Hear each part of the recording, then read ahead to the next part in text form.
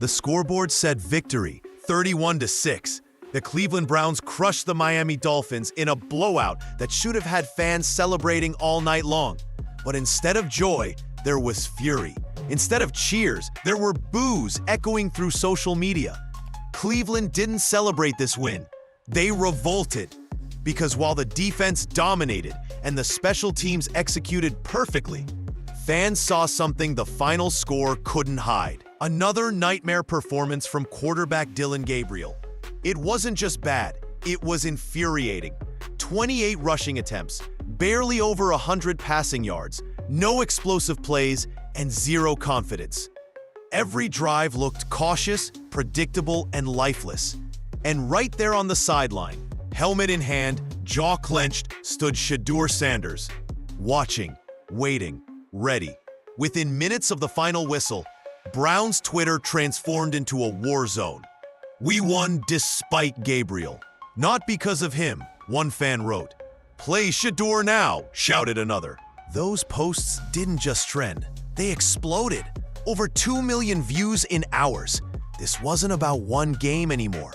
It was the breaking point of a fan base tired of wasted potential and coaching stubbornness. For weeks, Cleveland fans have watched their team claw out wins in spite of their quarterback, not because of him.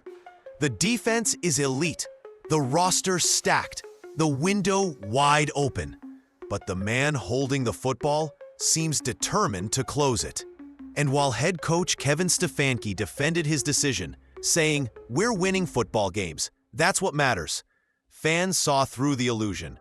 Because in Cleveland, winning isn't enough when the wrong quarterback is leading the charge.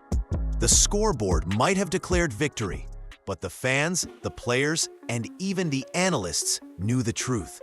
This wasn't triumph. It was a warning shot. The Browns' biggest problem wasn't the Dolphins.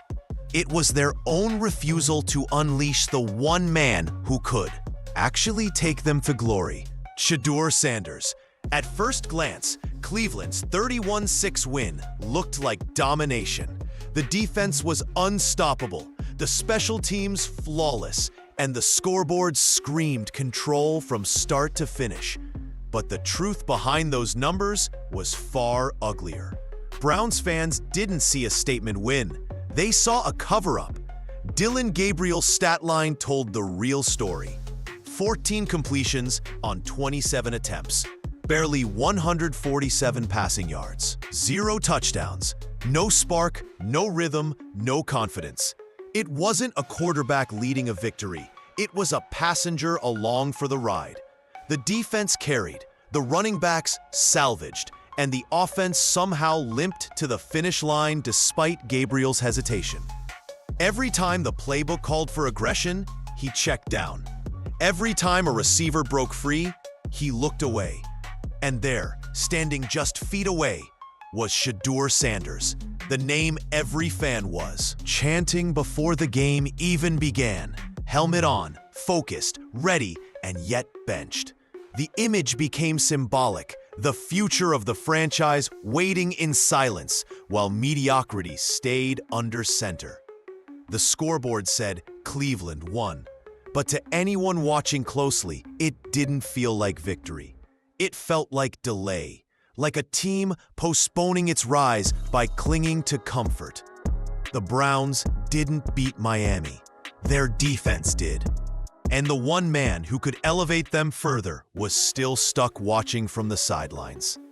The moment the final whistle blew, Cleveland fans didn't rush to say, "Our defense is championship caliber. Our quarterback, practice squad level." This wasn't a normal game reaction. It was an uprising. Years of bottled-up anger finally erupted as fans called out head coach Kevin Stefanski's loyalty to a quarterback they saw as holding the team hostage.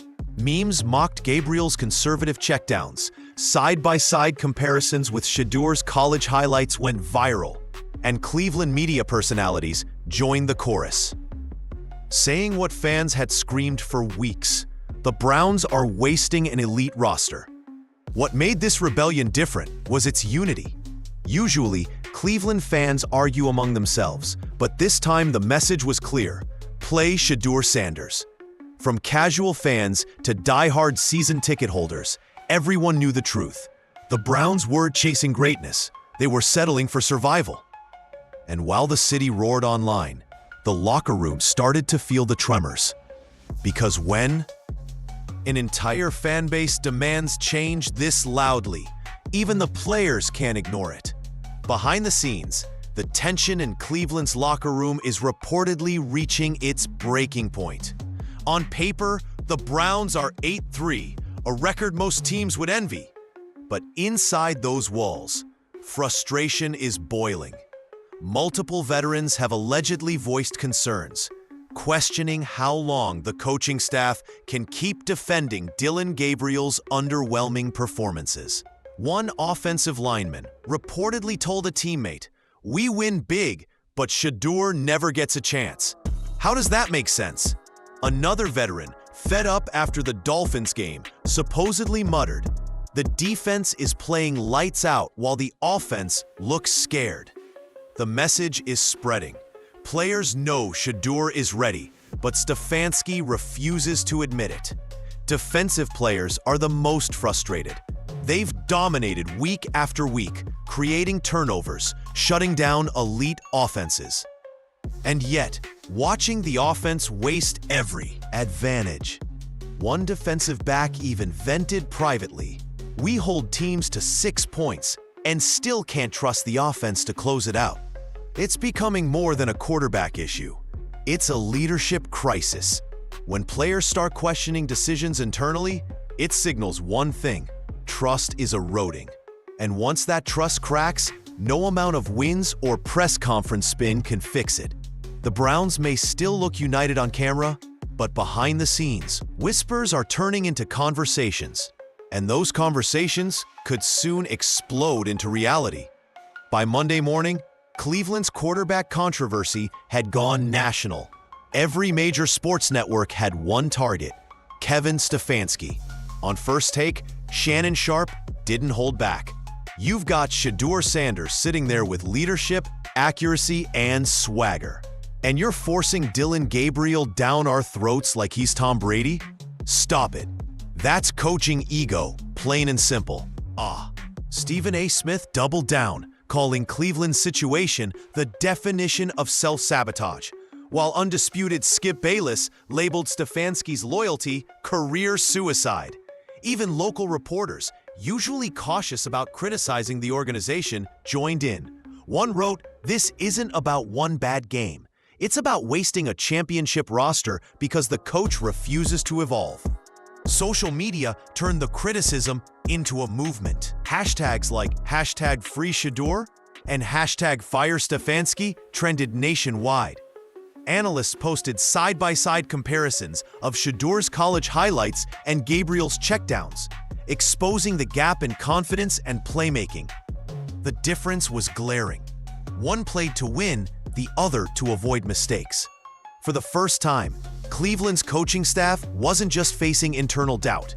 They were under siege from fans, media, and even their own locker room. Every comment, every stat, every missed throw was now national news. And while the headlines burned hotter by the hour, one thing became crystal clear. This wasn't just a quarterback debate anymore. It was a full-blown reckoning for the entire Browns organization. While Cleveland erupted in chaos, Shedeur Sanders remained the picture of composure. No tweets, no interviews, no cryptic posts, just quiet focus. Insiders say he's spending extra hours studying film, running drills after practice, and preparing like his name could be called at any moment. One source close to the team said, "He's not worried. He knows his time is coming." That calm confidence has earned him immense respect inside the locker room. Teammates reportedly watch how he carries himself. Focused, patient, and unbothered. One offensive player even said privately, "He's ready. We all know it. Coaches know it. Everyone knows it except Stefanski." It's that quiet professionalism that's turning Shedeur into more than a backup. He's becoming a symbol of what Cleveland could be if they just let go of their fear. The contrast is striking. While Gabriel looks hesitant and conservative, Shedeur exudes a readiness that feels inevitable. Even veteran players are beginning to rally behind him. They see the leadership, the poise, the natural command of a player built for big moments. Every week, Gabriel struggles. Shedeur's legend grows, not because of words, but because of how he carries himself when the world's watching him wait. And as the noise outside the building gets louder, Shedeur's silence speaks volumes. He's not chasing the spotlight. He's waiting to earn it. And that moment might be closer than anyone realizes. Kevin Stefanski stood at the podium after the Dolphins game looking calm, but his words only poured gasoline on a raging fire. When pressed about the fans' calls for Shedeur Sanders, he replied coldly, "We're 8-3 and winning football games. We're not changing quarterbacks because of social media noise." That single statement sent shockwaves through Cleveland. Fans saw arrogance, players heard denial, and the media smelled blood in the water. Stefanski's tone suggested defiance, not leadership. A coach determined to protect his pride instead of his team's potential. Inside the organization, whispers grew louder. Some believe Stefanski's loyalty to Gabriel stems from pride, a refusal to admit he might have misjudged his quarterback room. Others think it's fear of handing control to a rookie who could prove everyone wrong. Either way, his decision is isolating him from the very people he needs most, his locker room and fan base. Every incomplete pass, every missed throw from Gabriel now lands squarely on Stefanski's shoulders. What was once a coaching decision has become a public gamble with his career on the line. Because if Cleveland's season derails while Shedeur Sanders remains benched, no amount of excuses or post-game platitudes will save him. Stefanski isn't just betting on Gabriel. He's betting against the city's belief. And history shows that's a bet no Browns coach has ever won. By midweek, the tension inside the Browns facility could be cut with a knife. Players were smiling for cameras, but privately, frustration was bubbling.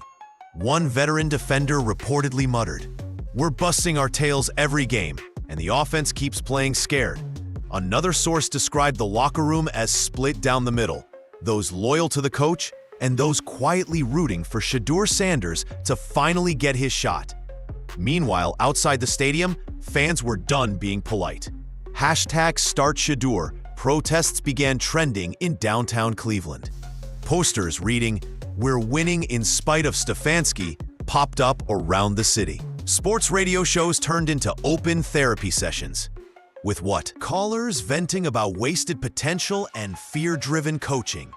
The Browns might have been 8-3 on paper, but emotionally, the team was fractured. Inside team meetings, Stefanski tried to stay the course, emphasizing discipline and sticking to the plan. But everyone could see it. The players were losing faith. The defense had done everything humanly possible to carry this team. Yet the offense remained predictable, cautious, lifeless. And as the next game loomed, the whispers turned into certainty. Another bad outing from Gabriel could change everything. The fans were ready. The players were ready. Even the media was circling. Cleveland wasn't asking anymore. They were demanding it. Shedeur Sanders' time had come, whether Stefanski wanted it or not. The following week felt different in Cleveland. Heavier, louder, electric with tension. The Browns might have been sitting on an impressive record, but inside the locker room, it didn't feel like victory. It felt like waiting for something to explode. Everyone knew it. One more uninspired performance from Dillon Gabriel, and the floodgates would burst. Even before kickoff, the chants began. "We want Shedeur! We want Shedeur!" echoed across the stadium like thunder rolling through Lake Erie. Reporters tweeted videos of fans holding up homemade signs, each one sharper than the last. "Play the future, not your fears." Gabriel manages games, Shedeur changes them. You could feel it. The city wasn't just supporting Shedeur Sanders, they were rallying behind what he represented. Confidence, spark, Leadership. Gabriel's first drive did little to silence the storm. 3 plays, 0 yards. By halftime, Cleveland led only because of their defense, again. And as cameras panned to the sideline, Shedeur stood there helmet on, eyes locked in, like a lion waiting behind the gate. Every fan watching knew it. This was the moment. Then came the turning point. Late in the third quarter, after another Gabriel misfire, the boos drowned out the play-by-play. Stefanski's jaw tightened as chants erupted again, louder, angrier, unified. Even players on the bench started glancing toward Shedeur. The pressure had finally hit critical mass. After the game, Stefanski faced the media. His words were tight, controlled, but his eyes told the story.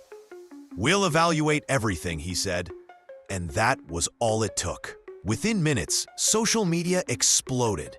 "Evaluate everything" became a trending meme, code for what fans already knew. The door was finally opening.